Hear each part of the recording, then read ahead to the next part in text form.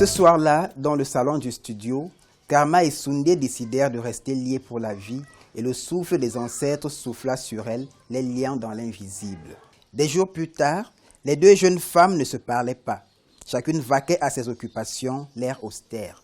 Sunday prenait son bain, faisait le ménage et regardait la télévision en tricotant, évitant le regard de Karma, levant juste la tête pour regarder devant elle.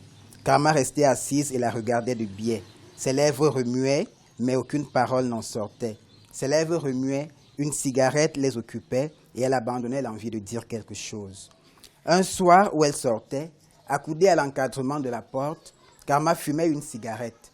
Sa silhouette obscurcissait l'intérieur du salon. Elle resta pensive en regardant dans la cour, puis se retourna.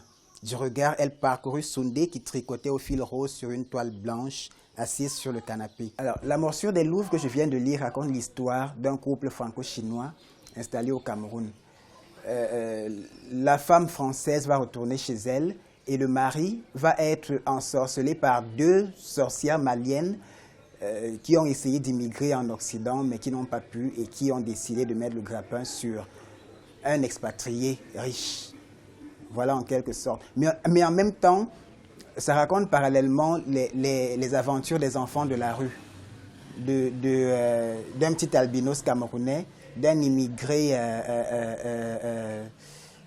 tchadien et puis d'un franco-chinois qui se retrouve dans la rue au Cameroun, donc d'un petit blanc qui se retrouve Nangaboko, comme on dit. Voilà en gros ce dont parle La morsure des louves. Alors l'inspiration me vient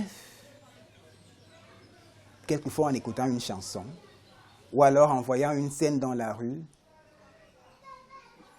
Je suis très sensible aux violences faites aux femmes, par exemple, et aux violences faites aux enfants. Et donc, l'inspiration peut arriver en voyant une scène brutale dans la rue ou alors en écoutant quelque chose de tragique. Surtout dans des faits tragiques.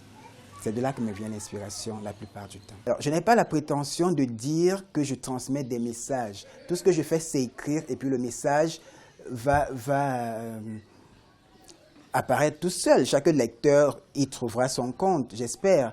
Mais les thèmes développés dans ce livre sont par exemple l'immigration clandestine, les souffrances faites aux enfants de la rue, la misère, la solitude, entre autres. Voilà. Mais je ne suis pas moralisateur. Voilà. Tout ce que je fais, c'est raconter une histoire, mais je suis sûr qu'en la lisant, vous y trouverez votre compte. Mon prochain livre a pour titre « Rêveries de femmes exaltées ». C'est un roman qui paraîtra aux éditions Aphrodite. Alors, « Rêveries de femmes exaltées » raconte l'histoire des sorcières qui, à travers une secte qui leur donne le pouvoir de s'envoler la nuit, réussissent à aller vivre sous d'autres cieux ce qu'elles n'ont pas pu vivre dans la vie réelle.